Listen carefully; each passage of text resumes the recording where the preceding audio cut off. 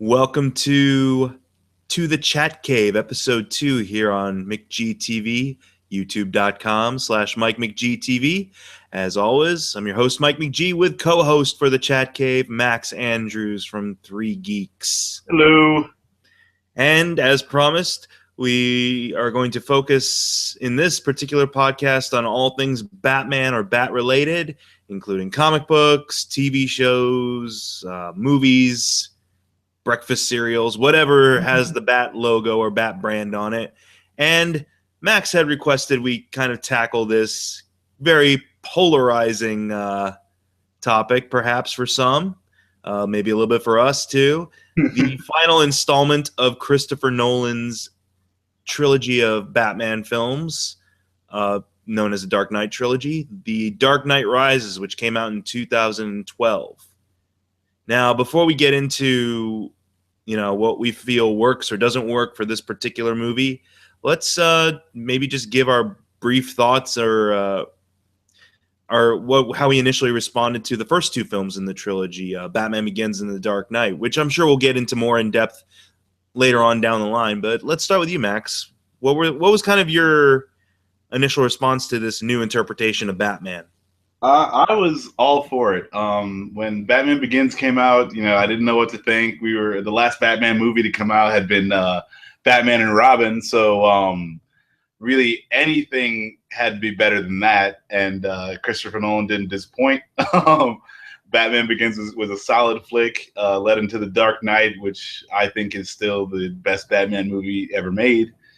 And then, I was blown away by that one. It was just leaps and bounds better than I thought it was going to be. So it built up my expectations for this movie, which was really bad because I think this is the weakest one out of the trilogy. But that's why I wanted to start with this one, just because, we'll get the soft guy out of the way first, and we'll get into the real cool hardcore stuff later.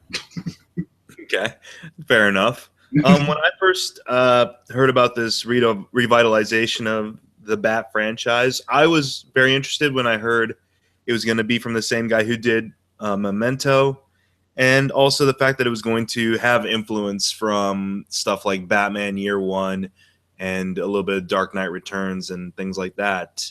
Like, it was going to take Batman seriously. What I was unprepared for was how serious this vision was going to be.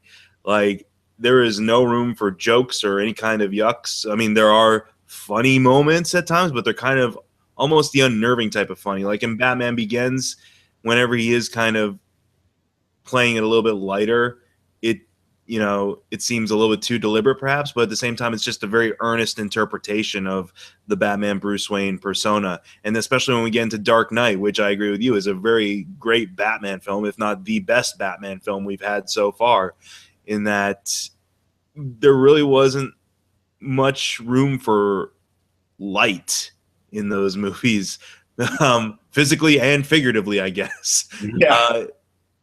It is a very dark, very bleak interpretation of the mythos, in the sense that, it plays Batman as if he was Dirty Harry, except he's in a costume and he has a lot of gadgets. And you can see parallels in that. Like, the Joker is his Scorpio, essentially, and a lot of other things. And so, especially after Dark Knight, where it ended on such a downer note, but also a downer fulfilling note, in that you're like, oh man, I can't believe it ended that way. But like, oh man, I can't wait to see what happens next now.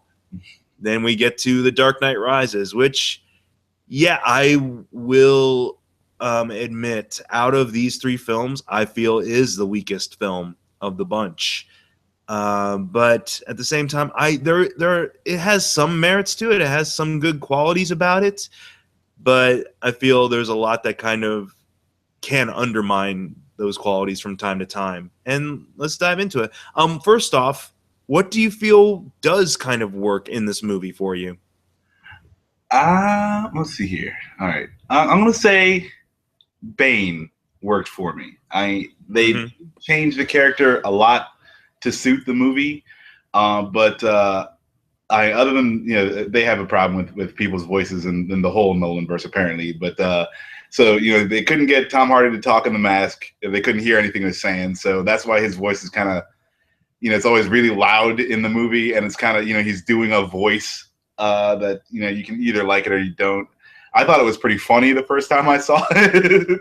When you hear him talking on the plane, like, why would you shoot a man before throwing him off a plane? And it was a little interesting. But I think Bane is the thing that works best for me throughout this whole movie. They kept him pretty straightforward, and it was kind of hard to mess that up. So yeah, I would say Bane is the top shining thing out of this for me. What do you think, Mike? I'll agree. Out of this whole trilogy, the one thing that always kind of captivates me with each installment, maybe with the exception of Batman Begins, just because they don't have so much a focus on that, probably because of the title, but the villains definitely kind of steal the show for me. And with Dark Knight, it was definitely the Joker. Here in Dark Knight Rises, it is with Bane. And yeah, at first it was a little, I wasn't really prepared for that voice to come out of that character necessarily, but upon rewatching it a couple of times over, I mean, it is a kind of a cool take on it. Like, he's a very eloquent, like, tough guy in a way. Like, he's he's built up to be like this mastermind, but at the same time, he's a physical and mental kind of threat in that sense. And I feel like Tom Hardy's performance definitely captures that and encapsulates what the character's about, and that he is tough. He is a force of nature physically, but at the same time, he can be very kind of almost refined in his ideals or in his execution of certain plans. And yeah, I'll say he definitely works for me. You know what? For as much guff as everyone gives Christian Bale's Bat voice, other than the voice, I'm okay with his characterization of Batman and real Bruce Wayne. I have issues whenever he plays up Bruce Wayne as this, the billionaire playboy philanthropist. Yes, especially that. Just because, not because like, oh, that's not the way Bruce Wayne should be. Because I totally get the idea is that it's supposed to be a mask for Batman, but it's too obvious of a mask in that sense. And I've never really gravitated towards that eccentric a Bruce Wayne, as it were.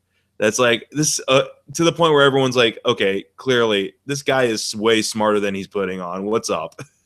But I mean, that's kind of my issue with that character throughout the whole series. But in here, for his last turnout as Batman and Bruce Wayne, I thought with what he was given to work with, he did a good job with it.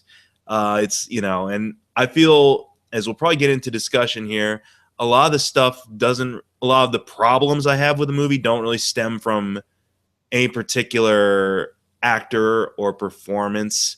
It has to do a lot with a lot of the storytelling in general all around. But other than that, I felt performances across the board were pretty solid and pretty good.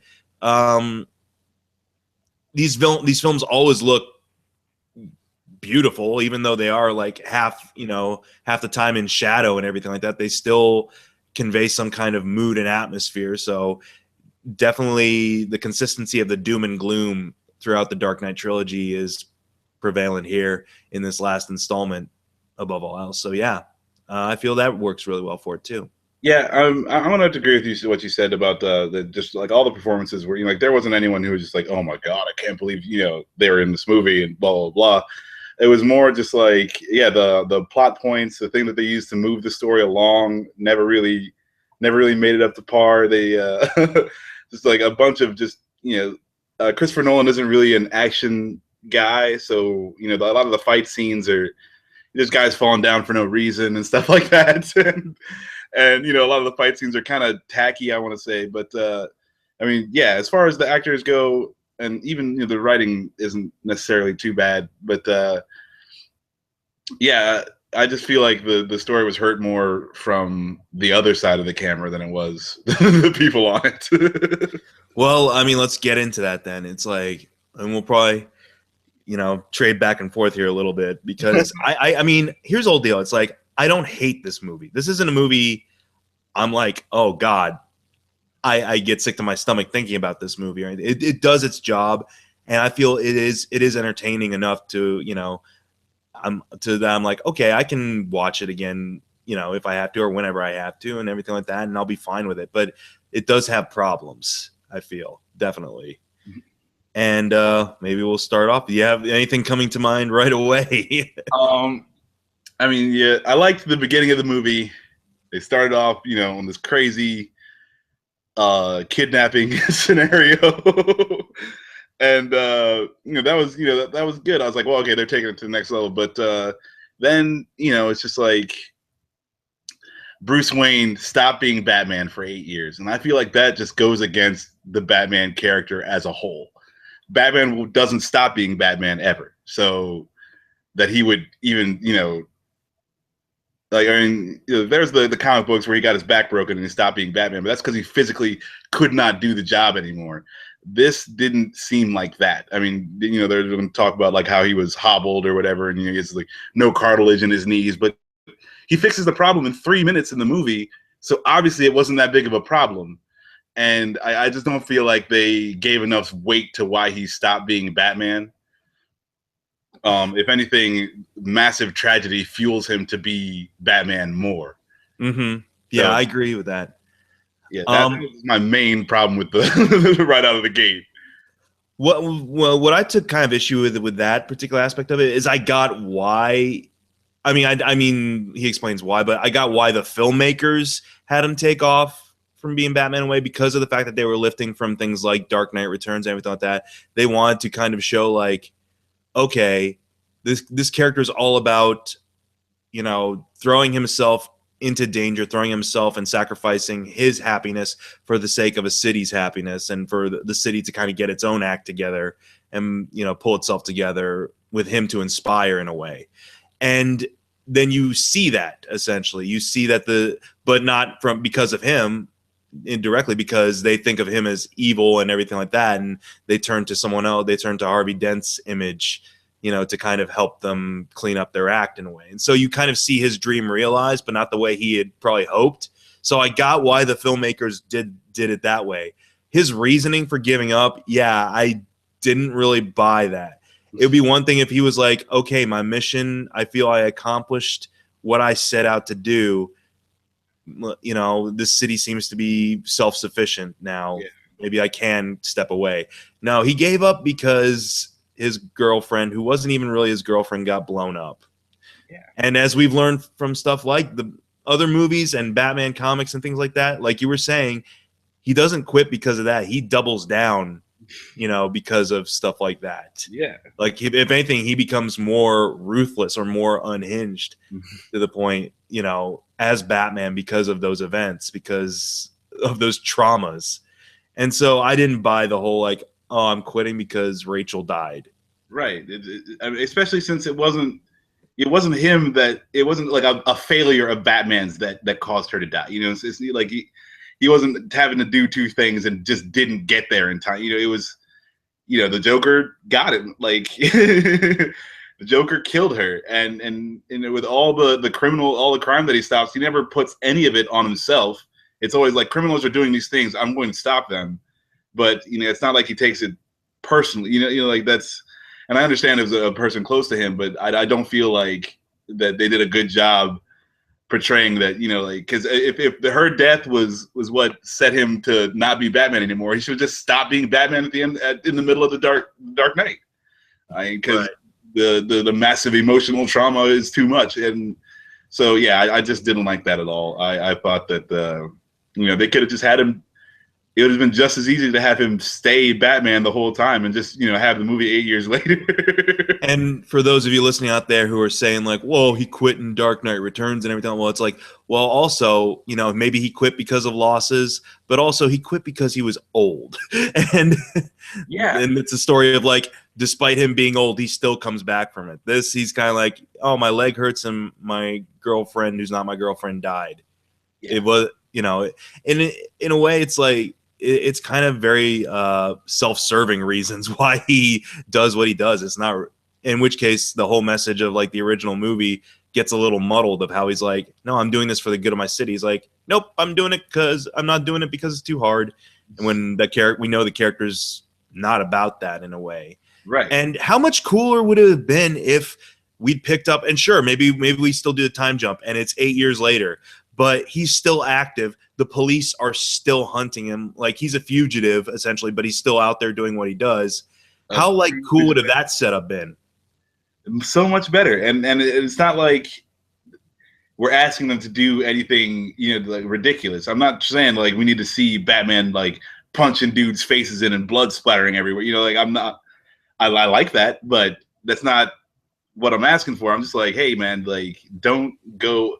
The other two movies did a really good job of staying with the character. I feel like the heart of Batman, and this one we just dropped the ball on it because like this chick died and that wrecked his whole world, and then that's just not Batman.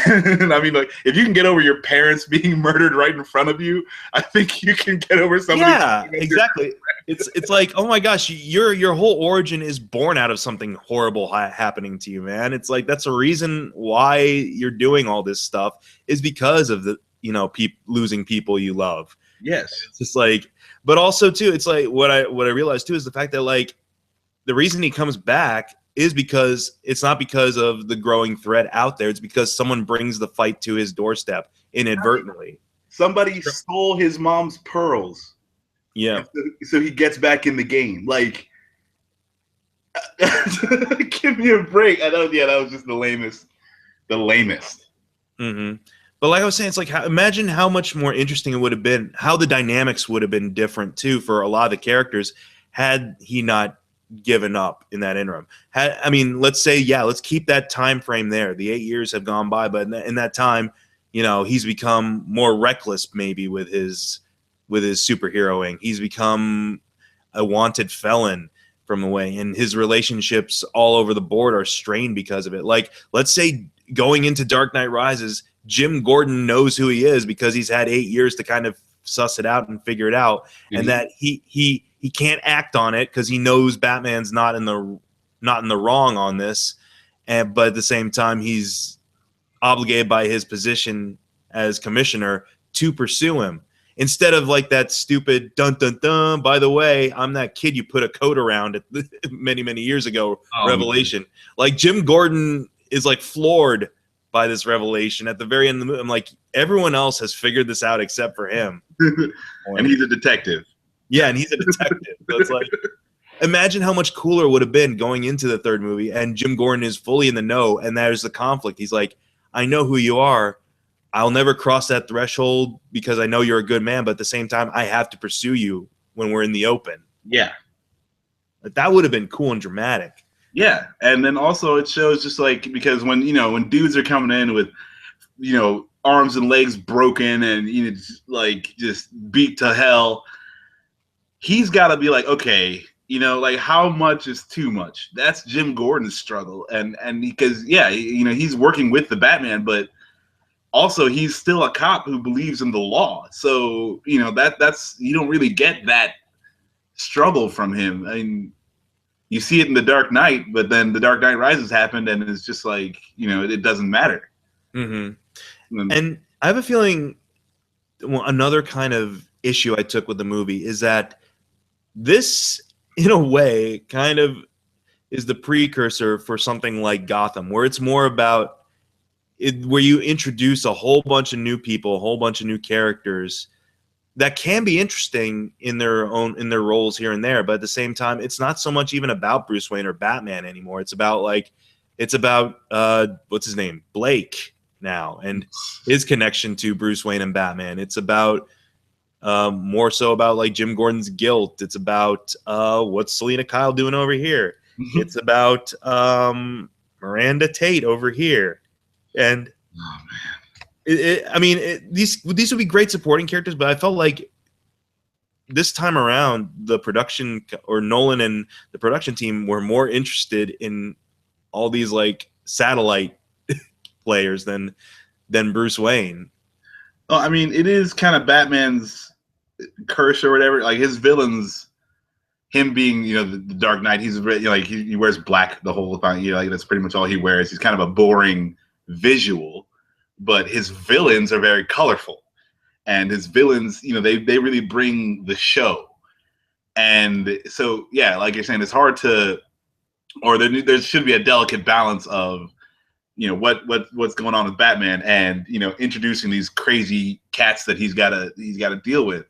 But they introduced Catwoman, and I mean, I didn't have a problem with her introduction, but then she kind of just becomes useless halfway through the movie, and it's just like there's no point to introducing her. So I thought maybe they could have done her role a little different. Like, I mean, if they wanted her to be a minor character, then just like let her just be a little one-shot thing. Like the Scarecrow.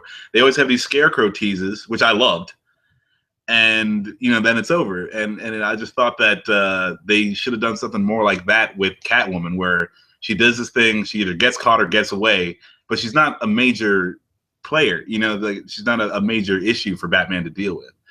And I thought that would have been better for her introduction. Well, like her whole, I mean, and yeah, what you're saying is like, I had no problem with what Anne Hathaway was doing with regards to the performance. I thought she was perfectly fine as Catwoman. It had to more deal with the fact that, like, yeah, okay, she's got a story arc in here about a clean slate program that gets lost. That whole subplot goes away. Yeah, halfway through the movie. That whole thing is stupid. Yeah. And it drive. It touches upon another thing about this movie that I guess is I find kind of annoying throughout the whole series anyway, is no one talks like a regular human being in these movies, if you notice. Alfred's got a speech for everything in these movies. He's got something already, some well thought out anecdote already planned to a T to deliver to Master Wayne whenever, he's dealing with something. Everyone talks in exposition dialogue for the most part.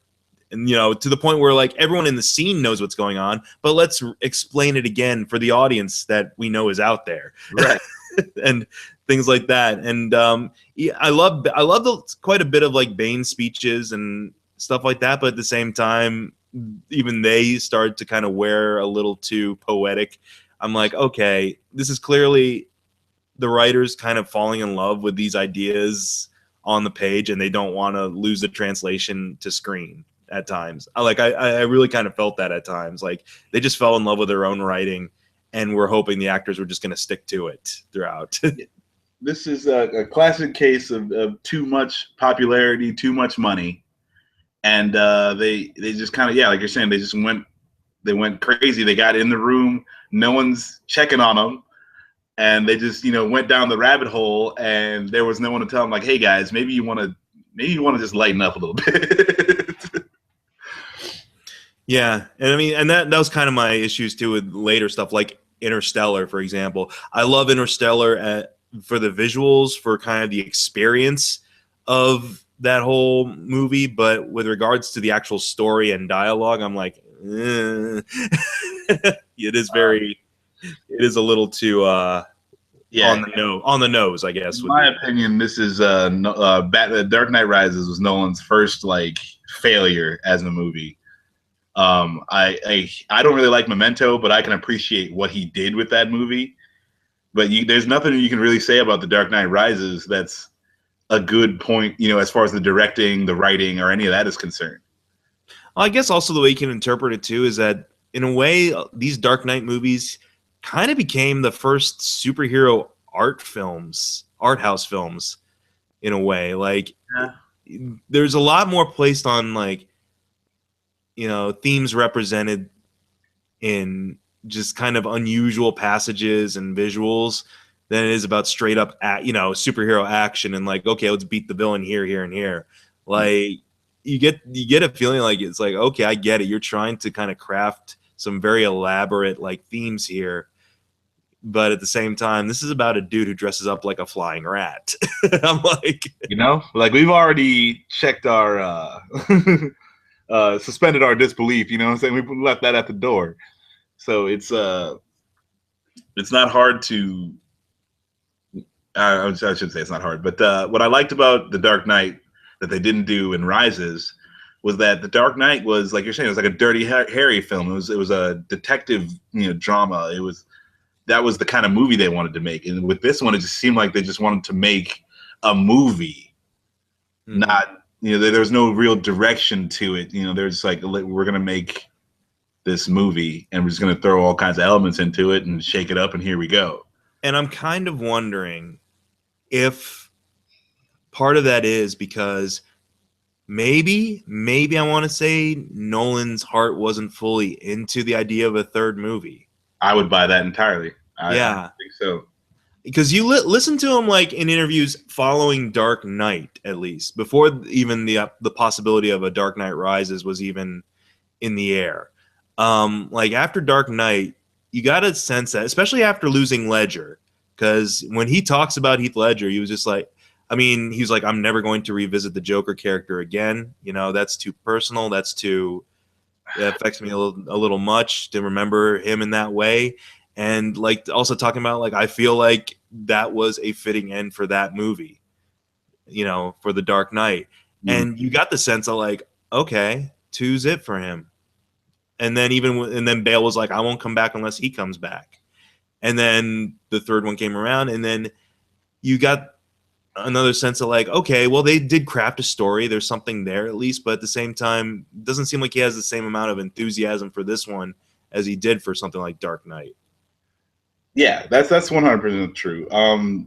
Heath Ledger died, and that was just it's tragic, and sad, and it's a terrible situation. But it made him afraid to approach. Yeah, like you're saying, he didn't want to touch the Joker again. The scene in the courthouse with the Scarecrow should have been the Joker. That because the Joker lives at the end, and that's the other thing I really liked about these movies. They weren't killing villains left and right. Scarecrow pops up again. The Joker lived at the end of the Dark Knight Rises, or the Dark Knight, and you wanted to see him again, but Nolan didn't want to approach the character, and the public didn't. They thought Heath Ledger was the be all end all of the Joker, and they didn't want to see somebody else playing him. But I'm like, there's been 15 people who have played James Bond. It's a role. Like, Joker is as much a part of Batman as as a Batarang is. It's like you need it. Mm-hmm. So I feel like the movie suffered because they were afraid to touch the Joker again. Yeah, and not even like saying like, okay, he's got to be the main villain for the next one, but here's the thing. 2 things for stars. I encourage you to look up an edit of Bane getting shot by Catwoman on YouTube, where they cut in Heath Ledger's Joker doing it instead. And honestly, that makes way more sense than Catwoman coming in and saying like, hey, I don't believe in your no guns policy. Like, it makes more sense than that, honestly, because Bane's about to do, he's like, he does his whole, you'll just have to imagine the fire. And then all of a sudden you hear the Joker theme building up in the background. And then there's Joker with his gun. And he's just like, he says, they use some dialogue from Dark Knight where he's just like, no, that's my job or whatever. Like, it makes way more sense that Joker would do that more than like say Catwoman. Yeah. But at the same time too, you can't help but acknowledge the big elephant in the room that is in this story. And especially I read this, that apparently in the novelization of Dark Knight Rises, there is a reference to Joker, that he is the only person in Arkham.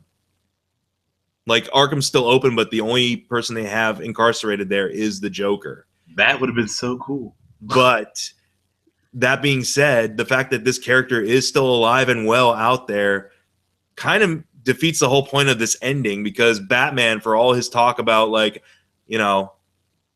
I want to do the best I can and be responsible before I, quit, kind of left a big old psychopath out there wandering free. Right. Absolutely. And that's the thing. Like, the Joker character just allows you, he's a wild card. So, anything the Joker does is something the Joker would absolutely do.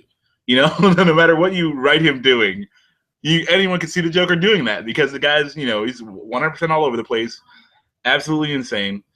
1 second, I'm gonna pop out 1 second. I gotta shut the door real quick. No problem.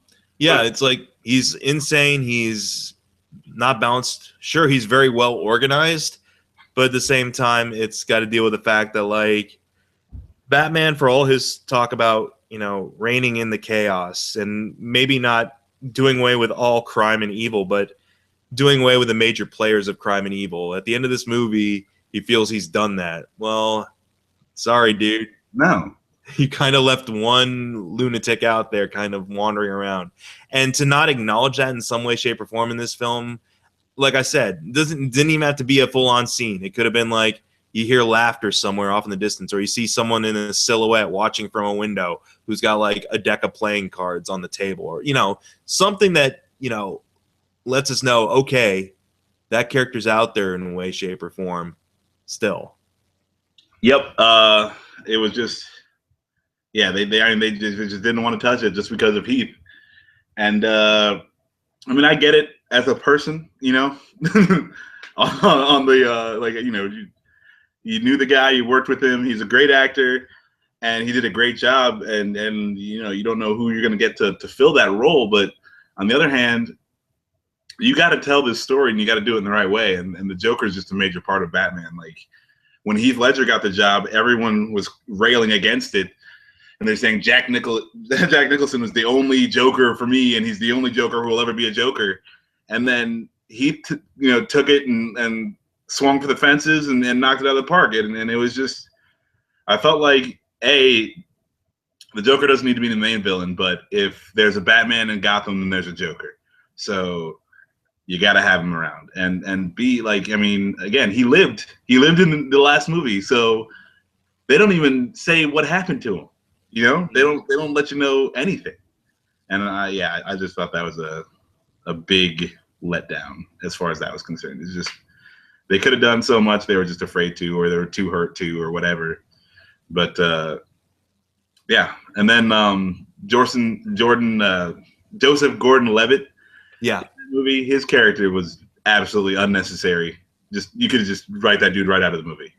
Well, I think even someone like Kevin Smith said at one point, even on his podcast, like the whole reason that there's even a time jump in the movie is for that character to be an adult, essentially, for that character to be grown up and to say like, hey, when I was a kid, I saw you doing this, and that's how I knew you were Batman. And that's the dumbest. I mean, if a 10-year-old kid can figure out who Batman is, then how come a fully seasoned police detective commissioner can't figure it out? Yeah. Well, and also that ties into, well, here's the whole deal. In recent weeks, people have been giving Ray, like, there have been people saying like, oh, Ray's a Mary Sue character and everything like that. I'm like, I don't believe that for a second, because I mean, if you actually watch the movie, you see like, no, yeah, she's competent in certain things, but at the same time, she's terrified and she's overwhelmed by whatever is taking place.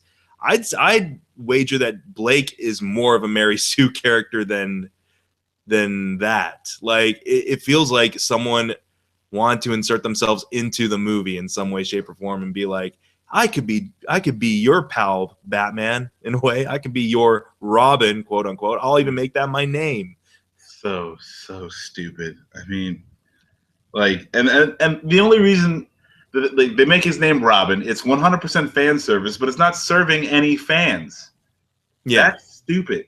That was Christopher Nolan tossing a bone to the fans and being like, okay, I said I'd never put Robin in here, but haha, here's Robin. Here's name's Robin. And it's like, when you think about it, George, that character is supposed to take over the mantle of the Batman. He's not been trained by ninjas in, some remote mountainous region. He's not gone through all the self-inflicted training that Batman put on himself. He's not done any of that. He's just a cop. And sure, he finds the Batcave and things like that, but at the same time, that's not an infinite amount of resources. He doesn't have the Wayne fortune behind him to be able to, further this mission. Yeah, keep fighting the good fight. And it's just, that's the dumbest thing ever. And like, I saw that and I was like, how is this guy going to be Batman? How? And here's the deal. And again, it ties into what I said before. No knock against Joseph Gordon-Levitt, because he is doing whatever he can with this character. Oh yeah, no. But it's just like, there's, like you were saying, there's no necessity for this character to begin with.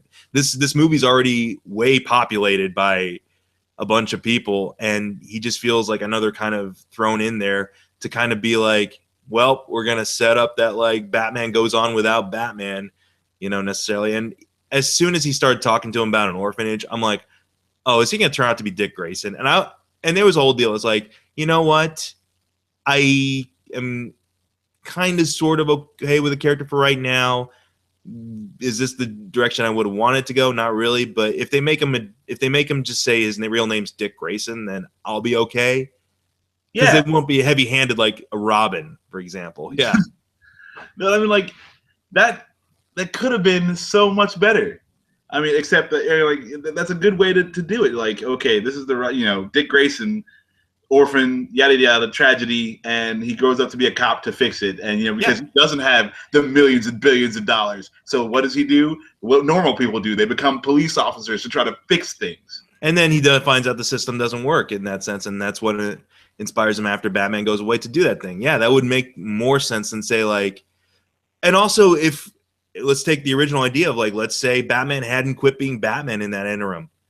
And let's tie them closer together in a way that actually makes sense, as opposed to like, oh, you had that angry orphan look that I had, so that's how I know you're Batman. It's more like, hey, Batman, on one of those nights that he was being hunted by the police, took time out of his busy schedule to stop me from getting beat up by some street toughs or whatever, and that inspired him to want to become an officer or something like that. He's like, I've seen you in action, man. I say go whole shebang, right? Flying Graysons, and instead of Batman picking him up when he's 12, he does the orphanage thing, becomes a cop. He's on the Batman task force for 8 years, and then X, Y, and Z happen. You know what? That would actually be kind of a cooler idea too. If it was not just kind of like, oh, my parents died in an accident, where it's like, hey, my parents died because some crook did something and you weren't there to stop it. Yes. In a way. And in a way, it kind of twists the whole Batman Robin mythology in and of itself, because of the fact that, like, okay, he wasn't there to be a mentor to him when he was a boy, but he's there as a mentor now, as kind of this angry young man. And he's like, okay, you need to do something with that anger. You need to channel it. Like, that would have been kind of a cool dynamic. And I would have bought into it. It's like, okay, because there for a while when they're working alongside each other in the no man's land part of the movie, which it's no man's land essentially. But yeah, like when they're fighting side by side, I'm like, okay, I could see kind of this Batman Robin dynamic between them. And it would have been cooler if they built on that more than just like two talks where Joseph Gordon-Levitt's saying like, hey, I know you're Batman. And then later on, Bruce Wayne says to him, wear a mask if you're going to do this stuff. Right. Like, it would have been cool if they'd actually had a kind of mentor-mentee relationship longer than what was offered in the movie. But I mean, like, even the mask is more important to Bruce Wayne because he's Bruce Wayne. Like, JGL, this guy, Robin, whatever his name is just some guy. He's got no family. He's got like zero friends because all he does is follow Bruce Wayne around all day. And, like, he doesn't need the mask. Like, what's he got to hide? That's true. Yeah. but yeah, I just didn't. I thought the whole character could have been written. I mean, you just don't even need him. And this is nothing against Joseph Gordon-Levitt. He's a great actor. Did solid in the movie with what was written for him. But it was just needless. You didn't need him at all. Speaking about if it's needless or not, how'd you feel about the reveal of who the real villain is? I hated that. That's one of my major. I mean, if you're gonna drop Talia al Ghul, then why kill her in 5 minutes? Mm-hmm. Like, she could have been anybody. Like, they make JGL just anybody, and they make Talia al Ghul, and I can't even remember his actual look. What do they call him in that movie? The whole time. Her character? No. What do they call Joseph Gordon-Levitt? What's his name other than John Blake?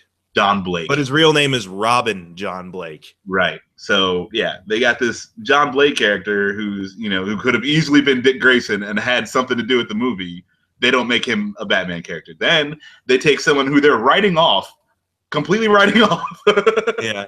And they make her a major Batman character. Well, as soon as she walked on the screen, did you kind of guess that that's who she was? No, I mean, I didn't put two and two together until they, laid it out for me, because my mind just didn't go there. Mm-hmm. I see it now, like in hindsight, but I was totally taken aback. She's like, "Oh, I'm Talia al Ghul," and I was like, "Awesome, that's great." And then 3 minutes later, she's dead. She's dead. Yeah, in a very convincing death scene, I must say. Oh, yeah.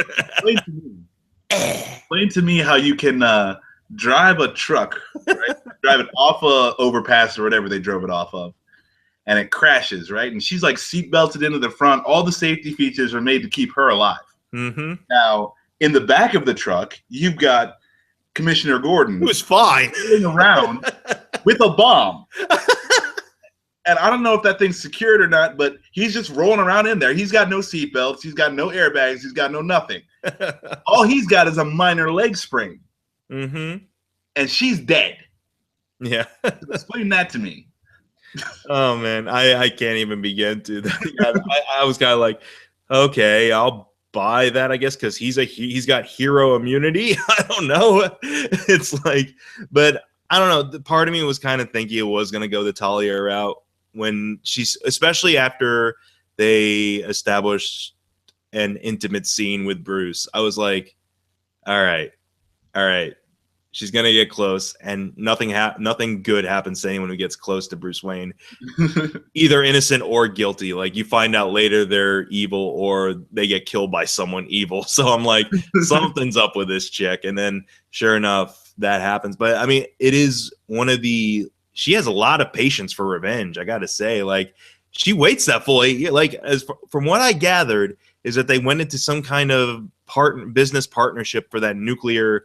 For the bomb, essentially, like 8 years prior, and then he quit that program when he quit being Batman as well, or something like that, like around that time frame. No, I think he had quit being Batman the whole time. He was building this to do something other than be Batman.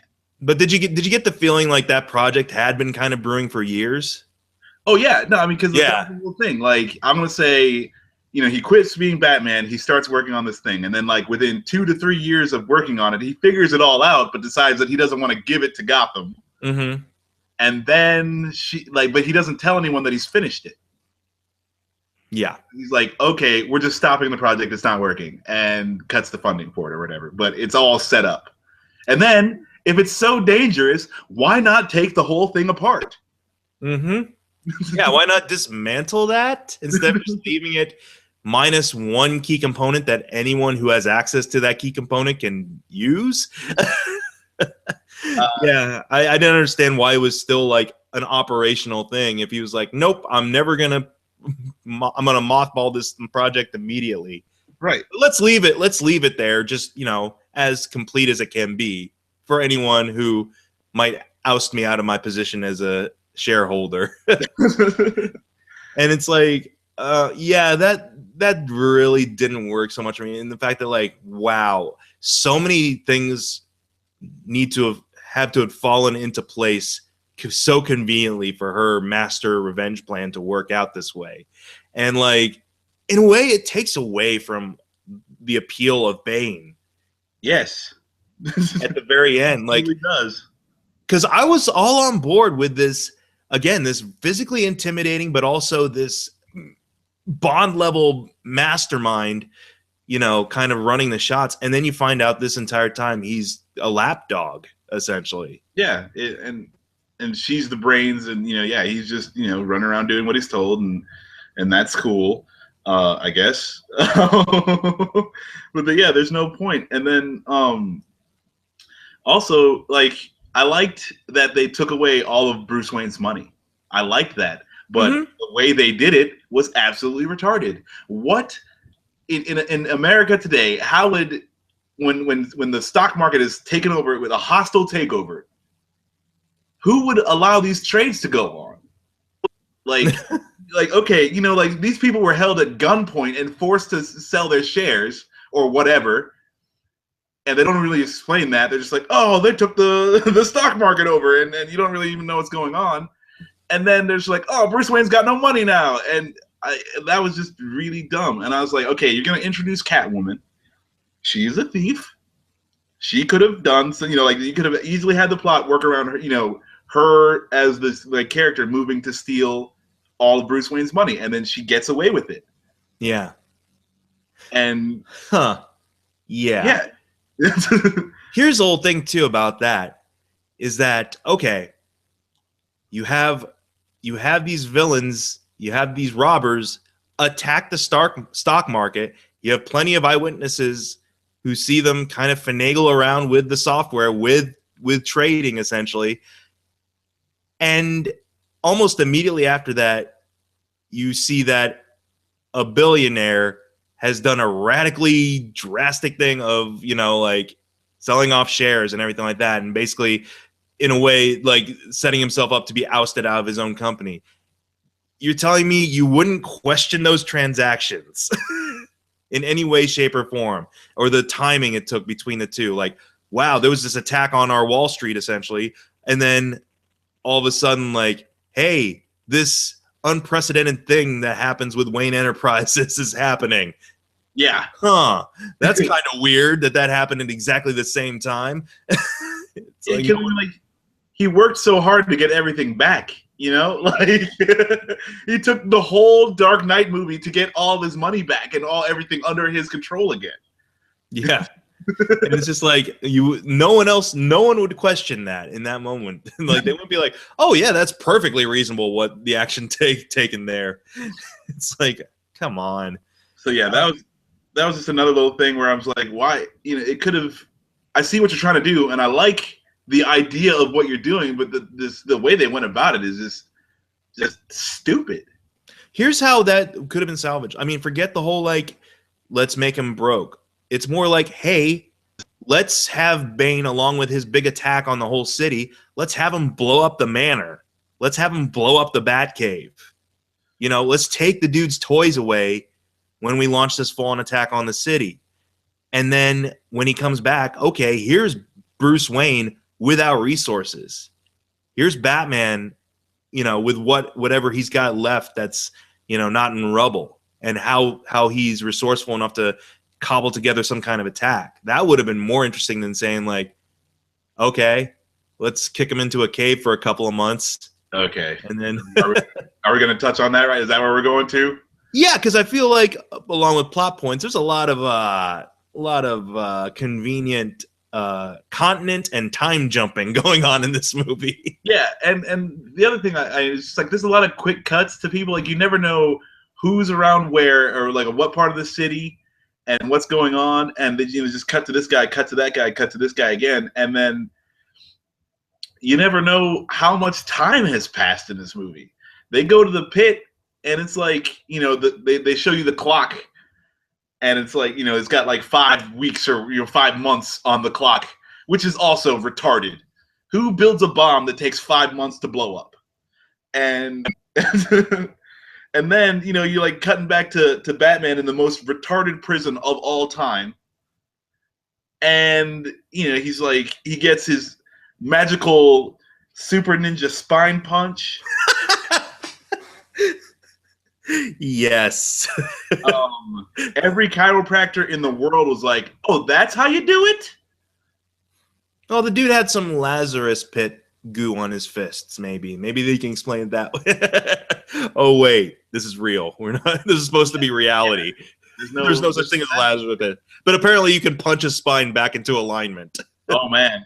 You can. I mean, it takes years and years of training. Like, he's studied with the ancient masters. He's traveled all over the world and studied spinal injuries, and he's been practicing, the perfect spine punch his whole life, just so that Bruce Wayne could get thrown into this pit and he could use it on him.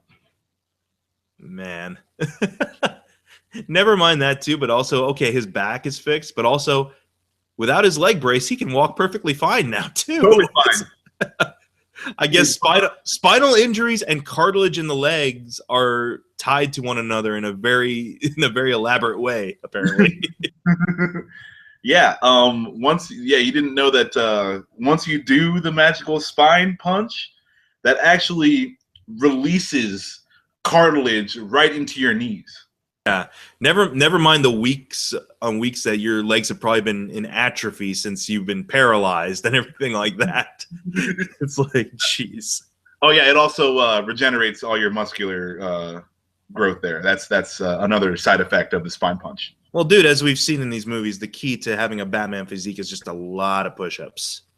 I mean, push-ups will get you a long way. Don't get me wrong, but I don't know if they're gonna get you all the way there.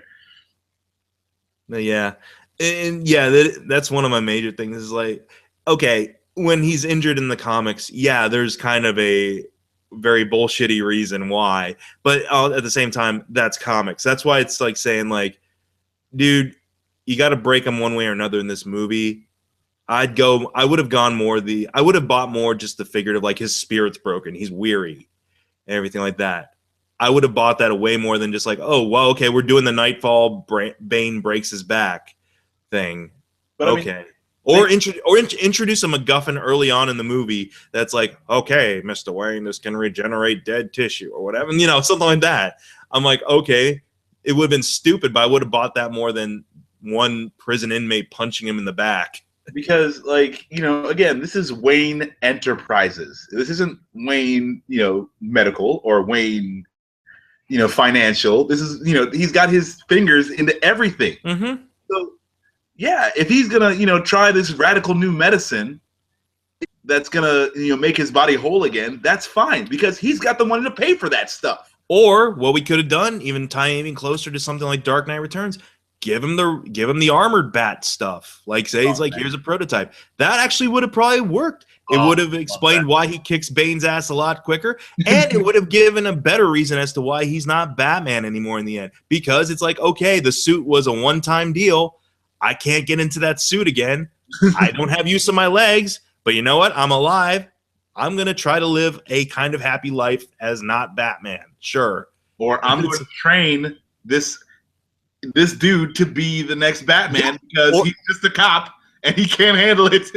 Again, that would have been kind of cool. Like, let's say like we have Joseph Gordon-Levitt walking into the cave and there's Batman, there's Bruce Wayne waiting for him in a wheelchair being like, you ready to begin? Oh, that wouldn't be bad because that's what Liam Neeson says to him in the first movie. Yep. Are you ready to begin? And then just leave it at that. I would have bought that even more than just like, okay, I'm going to go hang out at a cafe and wait for Alfred for a couple of months with Catwoman, who I'm sure is enjoying the worldwide trip, but is probably bored right now. Yeah, how many months did they spend in that city going to that diner? Oh, man. This has been touched upon, too, in like a Kevin Smith podcast, but it's like as soon as Alfred starts talking about that cafe, the first time I saw that scene, I'm like, man, you don't go... Every time Alfred has like some in-depth story, it always comes back in some way, shape, or form. I'm like, you wouldn't be talking so much, waxing nostalgic about this cafe and actually showing us the cafe in a flashback if we're not going to come back to it. It's like, it also goes to say, like, if the 8-year drop, and Alfred, breaks up with Batman because he doesn't, for whatever stupid reason, but if he had gotten really brutal, if he had gone to the edge over Rachel dying, that makes more sense to why Alfred needs to leave. He just leaves for no reason. Mm-hmm. He leaves because he thinks if he leaves, it'll stop him from being Batman. And yeah, I don't buy. I mean, and again, it's one of those deals where I'm like, I get what you're trying to do as a filmmaker, because it's like, if we're gonna be going into this like, urban decay, no man's land territory. Yeah, Alfred's not going to last 2 days without Bruce in that. So I understand why they got rid of him from that standpoint. But at the same time, I'm like, story-wise, it didn't really add up at all. No. And yeah, the whole idea that like Bruce doesn't even drop him like a secret code saying like, I'm okay, as opposed to scaring the crap out of him in a cafe, possibly. Yeah, the man who raised him. It's like, man, Bruce Wayne's really kind of a jerk to everyone in these movies. Yeah. Now that you think about it. He leaves poor Jim Gordon dangling on a mystery for the entire trilogy. Doesn't tell him until the bomb's about to drop. He doesn't tell Alfred he's okay, and he drags poor Catwoman around, to be enigmatic with him, where I'm sure she's like, let's live it up. Come on, you're a millionaire. But like, how is he spending the money? What money are they living on? Where's this money coming from now? How can they afford to eat at a swank cafe? That's the movie I wanted to see actually afterwards. It's like Batman and or Bruce Wayne and Selina just like grifting or pickpocketing through Europe. Break, dude. You became what you've been fighting against this whole time, man. A criminal. And then freaking Drake is gonna show up, or Blake, sorry, is gonna show up and stop them in their evil deeds, wearing the new Batman outfit. Oh yeah, jeez. There was what was it? IGN or Machinima had like a fan film on YouTube. I think it was called like Dark Knight Rising or something like that, or Legacy, the Dark Knight Legacy or something like that. And it was kind of a cool thing. Like apparently John Blake became a Nightwing-ish type person, right? And is trailing like a Red Hood character, as it were. But I mean, yeah, okay, that's nice and everything like that, and it fits in the style of Nolan. But at the same time, you just ask the question. It's like, where is John Blake getting the money for all this stuff again? Where did he learn Kung Fu? Yeah, where did he learn Kung Fu? Matrix, dude. They're just going to tie in the Matrix. He downloaded it real quick. He downloaded the Batman program, and he was able to do all that good stuff. Oh, Bruce Wayne just jacked in every time he needed to learn some new skill or anything like that. No. Bruce Wayne had to do it the hard way because they didn't have the technology then. But okay. But Blake, he's just right place, right time. What was the name of the ship in the Nebuchadnezzar? Yes. Bruce Wayne's got the Nebuchadnezzar set up in the Batcave somewhere to learn. Just in case the robots take over. He prepares for everything, man. I mean, that's just how well prepared he is. But yeah, there's a lot of like, yeah, you don't get a sense in the last half of this movie. I get the feeling like Nolan's like really wanting to rush to the finish line. You get the sense that he's not so much interested in a character arc that's, very intelligible probably at that point. He's just like, okay, let's get to the finale already. I want to end this. Right. There's it feels like there is a lot going on in the very end of it, and that it jumps around so much. Like, yeah, how does he get back to Gotham? Where exactly is this prison? Is this prison out in like the Arizona desert or something? Well, I mean, like that didn't bother me so much. Like, I mean, obviously it's not in America, this prison. But Batman getting to and from there, that I actually like. People rail against that, but I like that he goes from being wherever to being in Gotham because he's Batman. I feel like that was a Batman thing. And you can I mean, yeah, I guess it is more about like you could come up with the story in your head as to how he stowed away aboard a cargo plane or something, I guess. I don't know. Yeah, but I feel like Batman could easily get from X to Y, A to B, no problem. It doesn't matter how long the distance is. Just cause. He's Batman. Give me a break. Mm-hmm. People are like, how did he do it? He's Batman. And again, I did like the nods to certain story arcs. Like, yeah, that last part is very No Man's Landish, to a certain degree. And yeah, I dug him and Blake working together for a total of 5 minutes, but at the same time, I was like, why couldn't this kind of been more of a theme throughout the entire movie? It would have won over that investment way better if it had been more of a running theme. But whatever, it is what it is. And yeah, I don't know.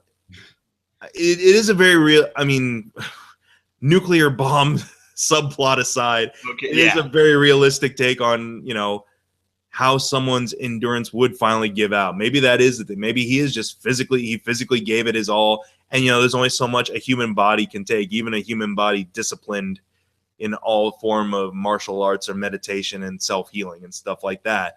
Is that, yeah, if there was someone out there being a Batman, in truth, they probably would only be effective at it for about as long as this Batman was, which from what I gather, he was in Batman Begins. That was like his first 2 weeks, I'm guessing. Yep. Dark Knight, I think it said like 6 months at some point had passed between Batman Begins and. I thought it was a year or two. A year, okay. I would have guessed more like a year. Yeah. And then so he was Batman for a total of a year and some change. Then. Yeah. Yeah. And then here's the whole deal. It's like from the real world, yeah, I'd be surprised if anyone made it more than a year and some change as a vigilante like that. But you're also not factoring in the billions and billions of dollars. Yeah, that too. Yeah. Because I feel like that would carry someone past your average guy's, lifespan as a vigilante superhero. But what was I was just thinking about one thing that kind of irked me. Oh, the bat, the bat plane or copter, or whatever you want to call it. Oh, the horseshoe crab. Yeah. The black horseshoe crab. Yeah. The black lobster deal. I hated that thing. Mm-hmm. I absolutely hated that thing. I freaking loved the Tumbler as a Batmobile. I was like, yeah, man, let's throw Batman in a tank because that's how he rolls. But I feel like if like the thing that they put him in, this little weird helicopter deal, is fine, and then you're gonna call it the Bat and not the Bat plane or whatever you want to call it. That's like, okay, I can deal. But when you have that thing evading missiles and stuff like that are like locked onto it, yeah, that's something that's physically gonna happen ever. Yeah, I was like, and that's the thing too. Even like, not just even with the missiles, but like flying the bomb out past the city limits and everything. I'm like, given the time that was left on the bomb, I'm like, yeah, there's no way. There's still going to be like radiation and fallout and everything like that. It's going to mess up people bad. It's like everyone in Gotham and 4 other cities on the East Coast are done. Mm-hmm. They are dead. Radiation poisoning. It's over. You look at Hiroshima and Nagasaki and you know, okay? There's no surviving this. You can't be like, how far did he get on the coast? Like how far? It only looked like it was about even 1.5 miles, if that. It's like you're dead. That's really sad when the more accurate portrayal of nuclear fallout or a bomb dropping was portrayed in the Wolverine movie than the Dark Knight Rises. I'm like, with that, at least like Wolverine's like, we got to wait several days for the initial radiation to subside. And even then we're still going to be irradiated a little bit. So it's like, they even had that in the movie. I'm just like, okay, when the Wolverine gets the idea of nuclear fallout, has a better grasp on it than Dark Knight Rises, there's a problem. Okay. And also it's that, the character Wolverine is not a genius or a rocket scientist. But he understands that the radiation's gonna fuck him up. Radiation bad. Yes. Lead covering's good. So, that when this brilliant mind of Bruce Wayne, can't or none of the people in Gotham are just like, we're still screwed. Like, thanks for that extra 5 minutes, bro. I really appreciate it. When the shockwave hits, because like, okay, just think about the force. Now you detonated it over water, yes, but the water is still very close to land. So when the bomb explodes, it's going to push all of that water in every direction. Tsunamis, tidal waves, force winds. Yeah, it's like, jeez. Yeah. So that was just absolutely absurd. It was just 100% ridiculous.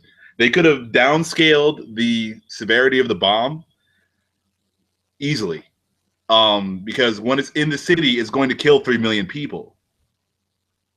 It doesn't have to be nuclear. Get it right. Yeah, I had to put a little W there, but it doesn't have to be nuclear to still do massive damage. And again, in a highly populated city, you can't set off a bomb like that, without killing mostly everybody because they're just so close. So they could have downscaled the bomb and still had it be, devastating. And that way, when he flies it 1 mile off the coast, that's enough to save everyone in the city. But, That being said, I want to ask you, what do you have kind of your own theory as to how he Harry Houdini'd his way out of that situation? Oh, dude. I mean, since we're not worried about the radiation anyway, he just jumped out and swam back, dude. He jumped out, swam back through irradiated water, and he's okay. because the suit's lead line. He swam down when the bomb went off, so he was in the water, and then he rode the wave back. Yeah. To Gotham, and then it wasn't like a tidal wave or nothing, but it was it was a good sized wave. Rode that, surfed that back, and then snuck out with Catwoman and lived his life. And eventually passed away from some kind of blood poisoning. I mean, no, that I was really, really disappointed in this movie, but I mean, it's still better than a couple of Batman movies we could talk about. Yeah. But, that's the thing. It's like it's the lesser of many evils, I want to say, with regards to that. Yeah, if you had your choice between this and The Iceman Cometh, I'd have to say I would go with this. I mean, here's the whole deal. And that's the great thing about Batman, what I kind of mentioned in the last podcast too, is that Batman can suit any mood I'm in, I feel. It's the one property that I feel can address whatever mood I'm in. If I'm in for something stupid and silly, and I know it's stupid and silly, I will watch Batman and Robin. Not because I think it's good, but because I think it's hilarious. I don't think there's any reason to ever watch Batman and Robin again. Oh, there are reasons. There are reasons. And it's reasons like doing commentary tracks and having yourself a good laugh and getting drunk. This one, whenever I'm in the mood to kind of, because again, whenever I want to see kind of pretty good performances, I'll tune in for it. Like, here's the whole deal. Bale still is killing it. I feel as just regular Bruce Wayne. Yeah, his Batman's a little exaggerated, but even Batman's barely in this movie, so I just call this a Bruce Wayne movie at this point. But like, he's still killing it there. Michael Caine, I feel, even though how they get rid of him in the movie seems a little heavy-fisted, he still delivers. Everyone's doing a good job. It's just this plot is kind of sucks. Yeah, essentially. And you could kind of feel like, okay, yeah, a lot of the investment Nolan may have had for this series kind of wavers halfway through this film. Yeah, I just think it's the perfect storm of personal tragedy, lack of because I mean, you do get the feeling like Nolan, he's not a Batman fan, so as he was doing these movies, you kind of see where he got it right, but he's not like he isn't in it like I would be in it. He wasn't in it like a comic book fan. Yeah, I get that. And granted, he worked off of like source material and stuff, but that was like source material that was introduced to him. It wasn't like stuff he grew up reading probably or anything he grew up like familiar with. And it's also he's not thinking with regards to the superhero mythology or DC superhero mythology as a whole. It's more about like, no, let's put this into real terms. Since Batman is the realest character they probably have in DC, it's like, let's put this into real terms.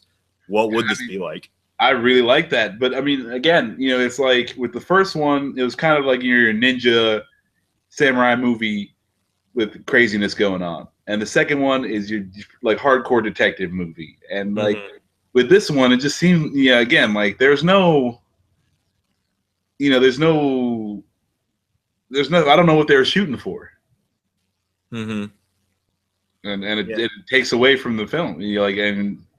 Just it feels like part of him wanted to tell like a very quieter kind of Batman finale, but at the same time he's like, well, I gotta live up to the expectations of the second one.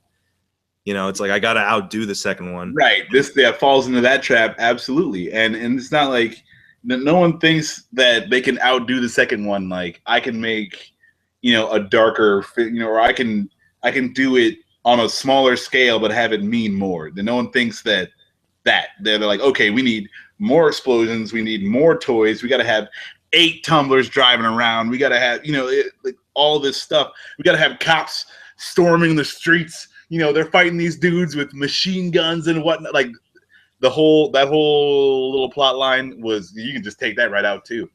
I feel like the movie would have been better served without it. And they're not showing blood. If you can't show blood in a movie, then don't have people unloading AK-47s onto a crowd of other people.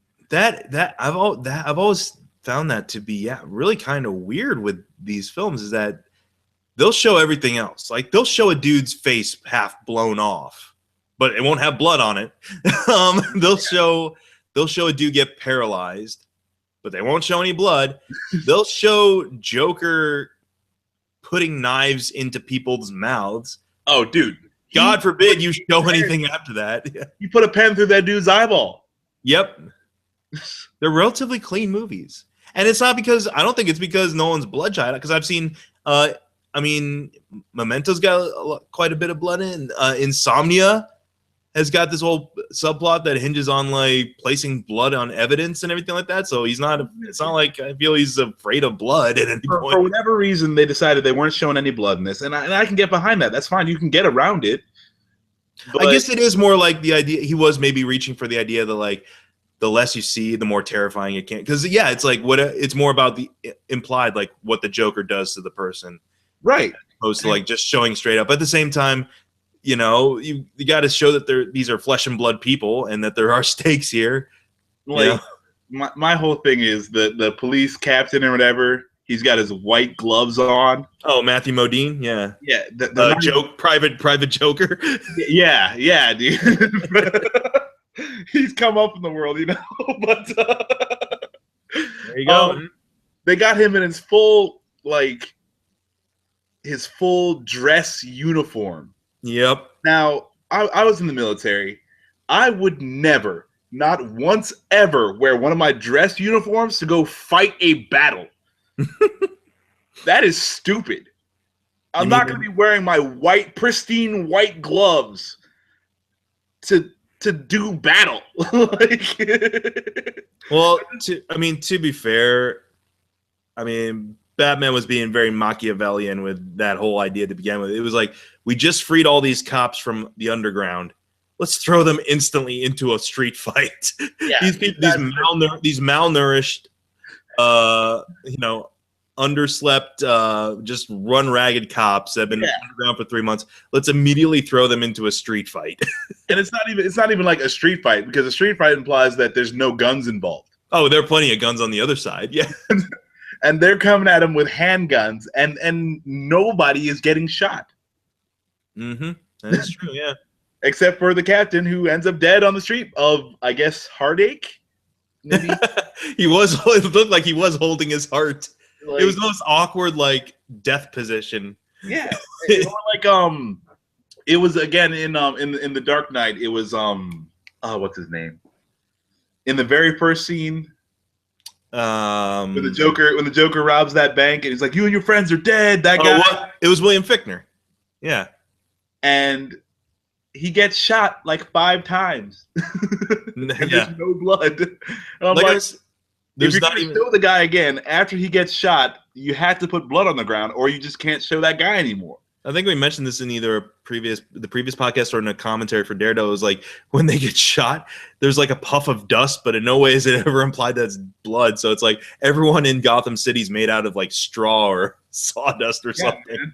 It's a crazy universe where everything's hyper real except for blood that doesn't exist.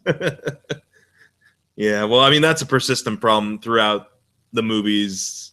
I didn't feel like it was detrimental except for that one scene in The Dark Knight and pretty much all of The Dark Knight Rises. Right. You can't, because they tried to do that movie escalation thing without escalating, what they're going to show. And in this one, it detracts from the movie. Every other time, I can definitely let it slide. Yeah. All Matthew Modine needs is to get punched in the right place, and he's alive again. Yeah, and if someone would have come along with a spine puncher, then he would have been fine. We got all types of different healing punches for spine punching, bullet hole punching, neck snap punching. We'll fix it all with punches. We'll just punch. Oh man, and Batman's serving out punches left and right. I'm down, dude. See, he is all about healing. He's all about healing the world. Absolutely absurd. I think we've maybe reached the the pinnacle of talking about the Dark Knight Rises. Yeah, I mean, again, it's much better than a few Batman movies I could name, but it's got problems. It's definitely got some major issues, and I was just sad to see Nolan end it this way. And what I'm really hoping for this time around is that, okay, we've seen uber silliness of Batman from something like Adam West, from something like Joel Schumacher. We've seen kind of a balance between campiness and darkness with Tim Burton. And now you've seen like the most bleak, as realistic to some extent as possible Batman with Christopher Nolan. I'm hoping with the DC expanded universe Dawn of Justice Batman, it's a little bit more balanced, that we have a little bit more of the fantastical come back with the character, but not to the point that it is silly. Well, but, I mean, the new Batman movie benefits from Superman existing, and apparently Wonder Woman existing. So, it's gonna definitely take liberties with reality. Yeah. I'm excited for this new movie. I'm definitely a Batfleck fan. I'm a Batfleck supporter. And we'll see how it goes. But Snyder puts out a decent product. I liked Man of Steel, and we'll see how this next one goes. But they don't have to do that well. They got the benefit the same way Batman Begins or even this new Star Wars movie has. The last movie that came out was just crappy. So you don't have to do great. You just have to do okay, and you're already better than the last guy. Well, here's hoping that they can find something golden with the new one as well. But you've been listening to the Chat Cave here on McGTV, youtube.com/MikeMcGTV, where we've been talking about the Dark Knight Rises. Well, I'm sure we'll be getting to the other movies at some point, especially since we have another Batman movie on the way. I'm sure we'll be doing like kind of maybe some more movie retrospective type stuff on here. But thanks again for tuning in. Thanks again to co-host Max. Catch him over at 3 Geeks Network on YouTube. And we're probably going to have I'll try to make it this week to the 3 Geeks podcast. Oh, yeah. Yeah, we miss you over there, man. Oh, dude, I was watching this past week. It's like I'm like nuts. I missed out, man. It's like it sounded like it was so much fun. Yeah. So definitely catch us next time here. Let's see, what's a Dark Knight Rises type of thing to kind of end on? Darkness? I was born of